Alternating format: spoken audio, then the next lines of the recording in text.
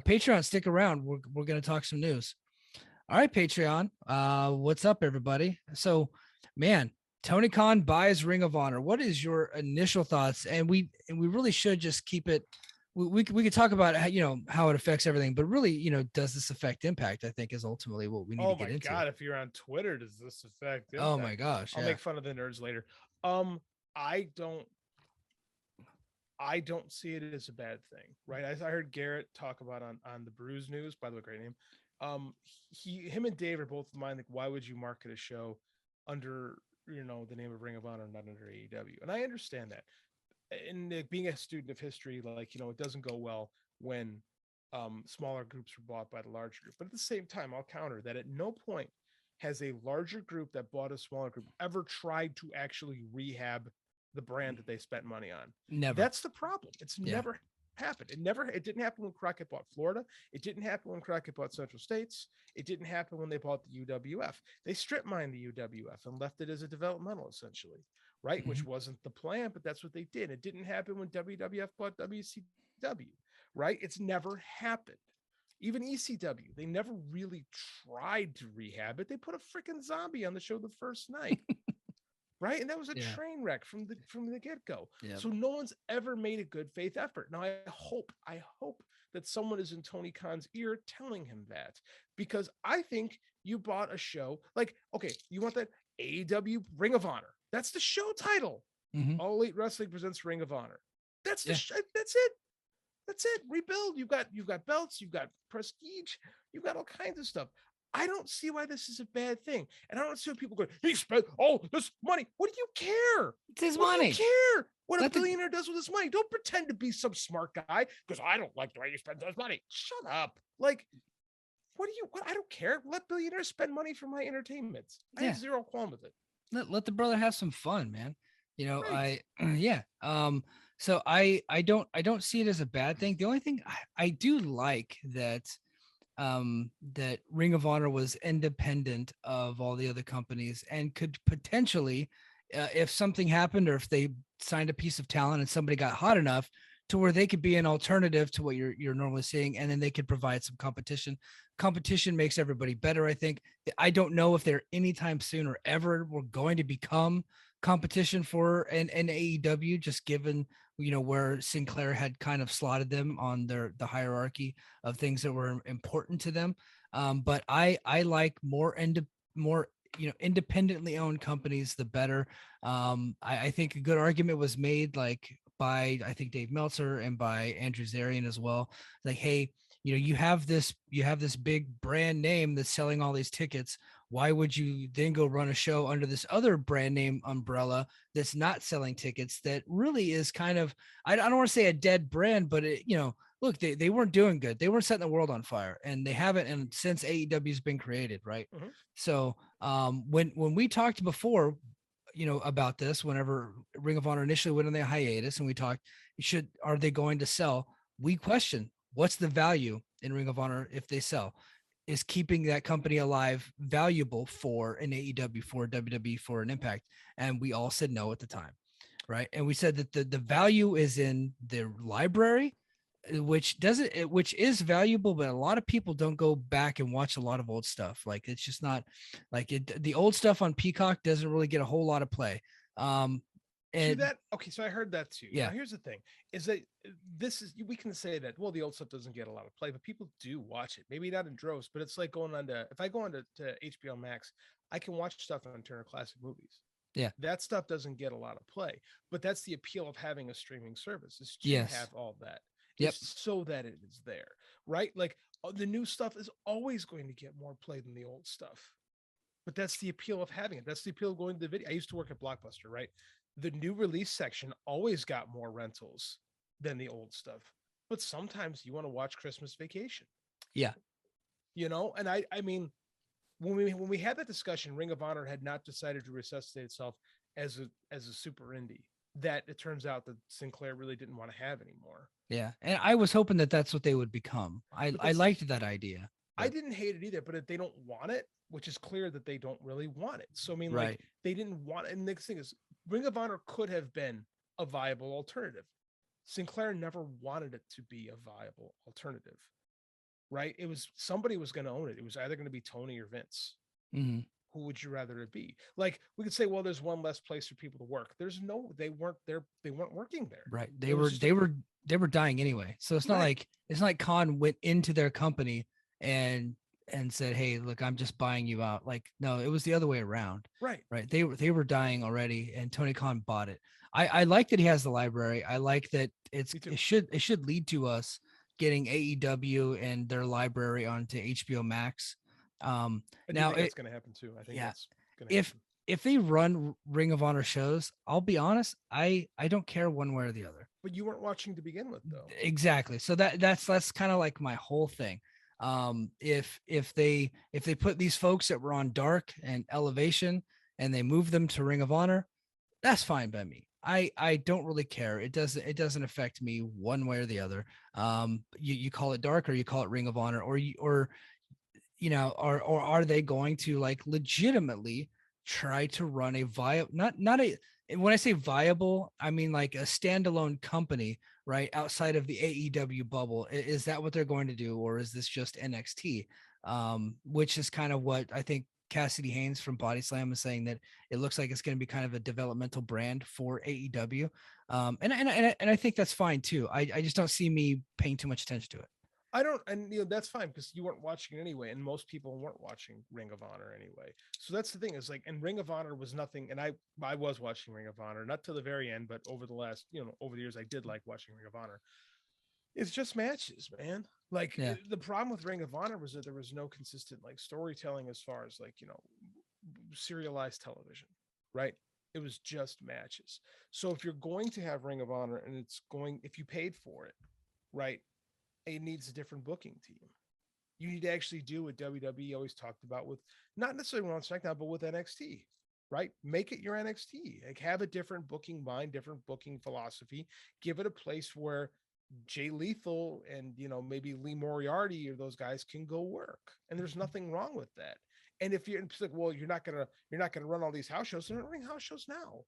Yeah. They're already taping Dark in that studio in Universal Studios, right? Why not do it there? But here's Yeah. the key. This is why Dark sucks. There's no stories. It's just Right. matches. There's no reason to watch it. Book it, right? If you book it and actually try to rehab it, because I haven't heard people say that. They just hear a bunch of geniuses telling me like, well, this, blah, blah, blah. No one watches stuff. I just watched fucking Gremlins the other night on HBO Max. People will watch it.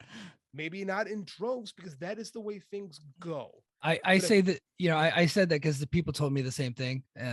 But I know I've heard the same arguments. yeah, And but I also like this morning I woke up early before work and I watched an hour and a half of Mid South.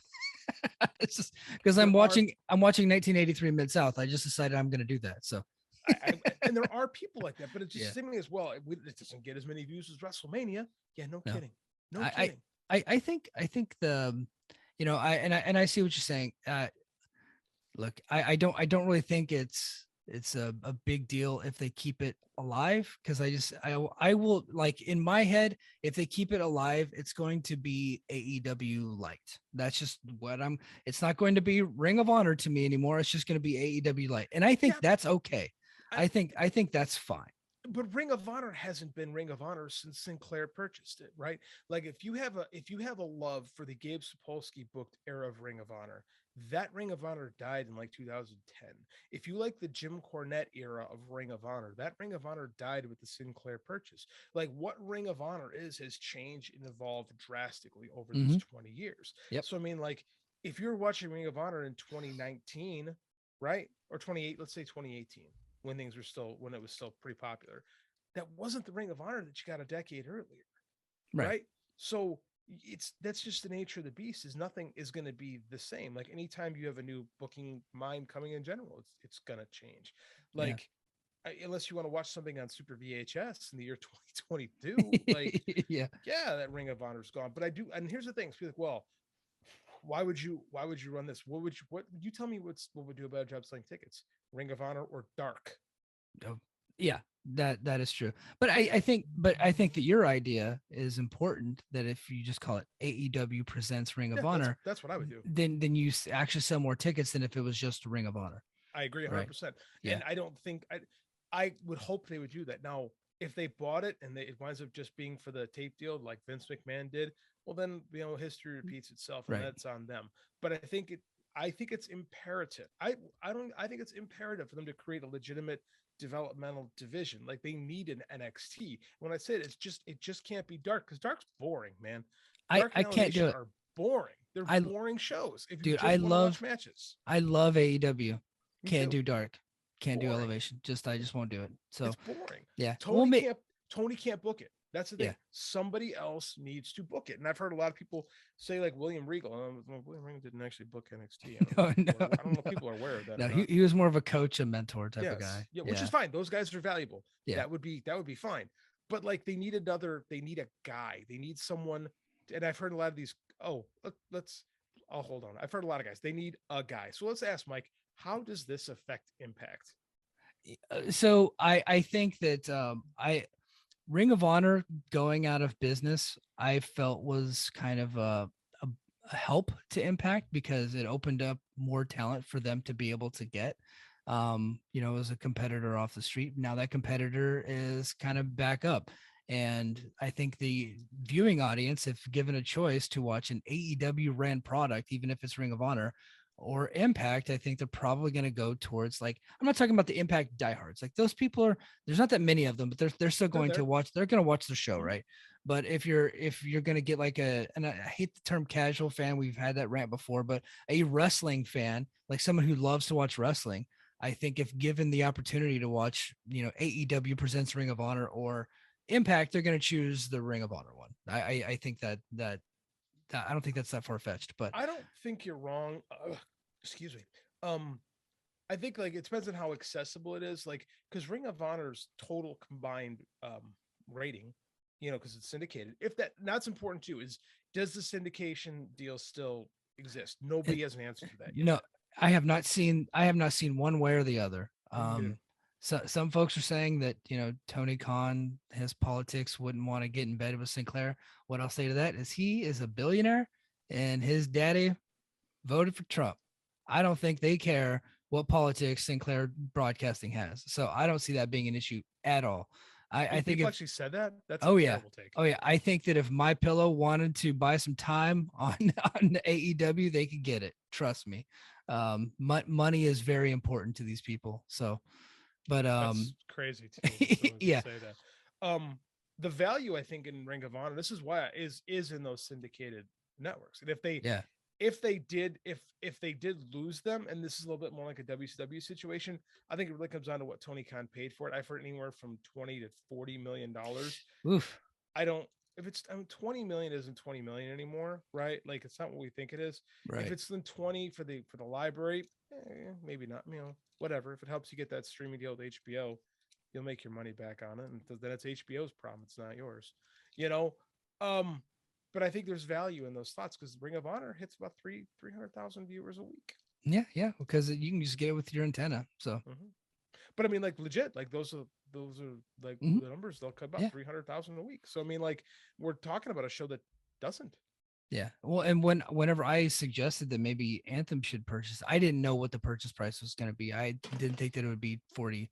Some people are tossing anywhere from 20 to 40. I didn't think that it would have been that high. And my idea for Anthem would be to purchase Ring of Honor, get the IP, get the library, and get the TV slots, but you don't keep the company open. Because I just know history it hasn't looked kindly on whenever that has actually happened because it's hard to divide your attention between two different products, right? But Noah and DDT seem to be doing it. And and New Japan and Stardom seem to be running independently of each other, no problem under the same umbrella. It very well could happen, but they have two completely different management teams, right? So and I think that's the key. And it's interesting too that Tony Khan actually purchased Ring of Honor. It wasn't AEW. Yeah. And I don't know why. There's got to be some smart rich guy tax thing. Well, he created a different LLC for it. So just like with Anthem, they have Impact Wrestling as a subsidiary, right? The actual company is called Anthem Wrestling Exhibitions, and then they have Invicta is a different company. They have the movie series, that's a different company. You know what I mean? Yeah. It's all part of the Umbrella Corp. But I mean, it doesn't happen. WWE didn't do that when they bought WCW. Right. WWE bought the assets of WCW. Yeah. So it's different. Like, I don't think this affects Impact at all, to be honest with you. Yeah. You Well, know, not not they weren't a competitor anymore, you know. right. Well, not unless, Tony Khan has it as a separate company. That way he doesn't have a non-compete with TNT for him producing AEW television. He can actually produce Ring of Honor and sell it to a different station without actually ruining the current contract that he has. Maybe that's it. That could be it too. There's a lot of things. Someone's going to write a book about this someday, and it's going to make really fascinating. The next 6 months are going to be really, really interesting. Like, Yeah. again, you look on the Twitterverse, and there's so many people mad that this happened. People have never watched Ring of Honor, by the way. Right. People never watched an ounce of Ring of Honor. Right. But Ring of Honor really was mad. dead, guys. It was dead. It's been It was- dead. They haven't ran a show since December. Yeah. And like they were coming back for these spot shows, but that was it. Like now that might actually be a weekly TV show again, ran by a guy who's a giant Ring of Honor fan who created his company out of Ring of Honor, right? Out of the ashes of Ring of Honor, Yeah. But like, yeah, it's just, as Impact fans, I don't think you should not care, because like it's always interesting and it always gives talent another place to work. That's a good thing. Like, but as far as like, is this gonna, like, I saw that macho beard dorks like, oh, I hate that guy. Tony, oh, he's such an idiot. Yeah. Tony's looking at Impact next. Like, if Tony Khan won, I mean, like, first of all, Sean Ross Sapp echoes something I've said on this show many times. I don't know how Anthem makes money. Yeah.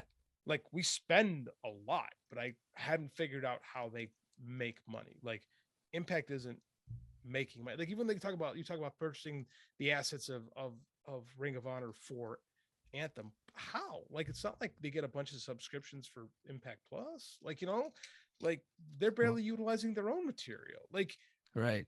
I don't know, man. This, if Anthem sold Impact tomorrow, it wouldn't really surprise me, because I just can't figure out how they make money. I just don't. I don't get it. Well, so yeah, I think they're a debt company. Yes. Right. So they just keep accruing debt, and then they just keep raising capital, right? With the hope that it's going to get turned around, which is why they continue to buy.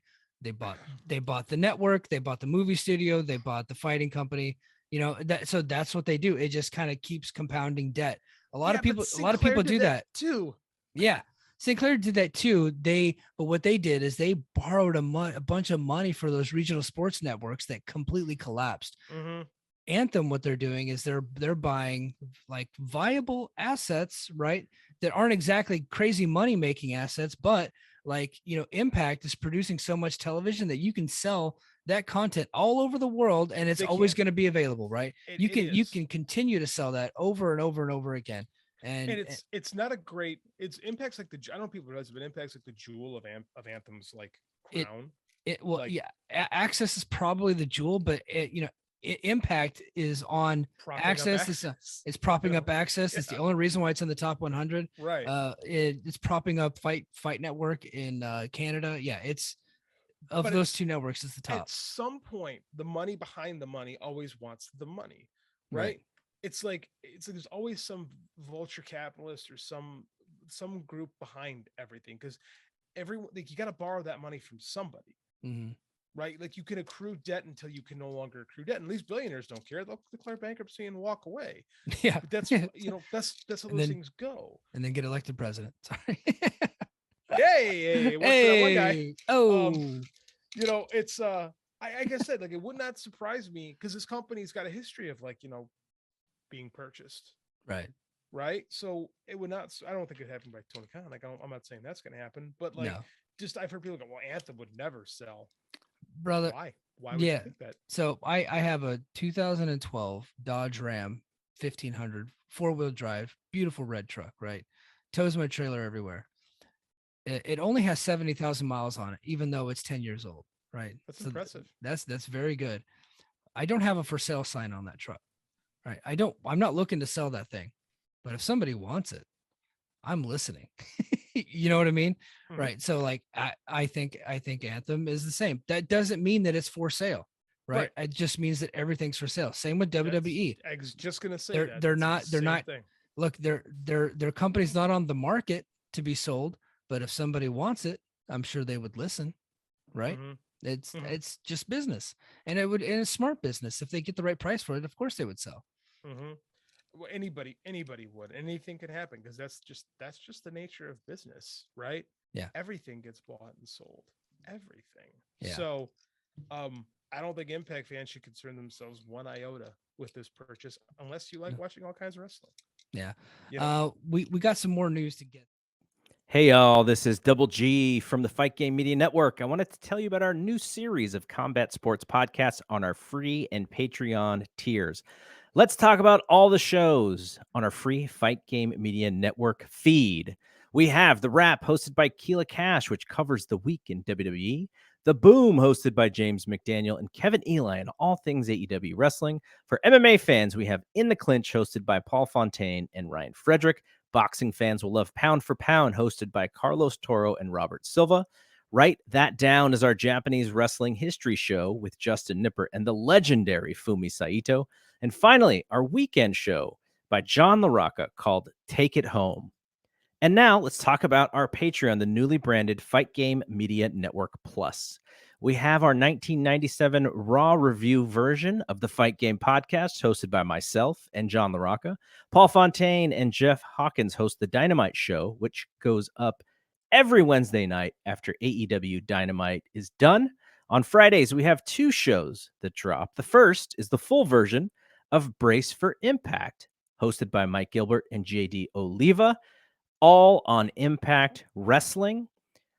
That is the full version, which is on the Patreon. They also have a free feed of their Impact Wrestling review portion of the show, and you can find that wherever podcasts are found, searching for Brace for Impact. And lastly, on the Patreon, the 5-star Joshi Show, hosted by Scott Edwards.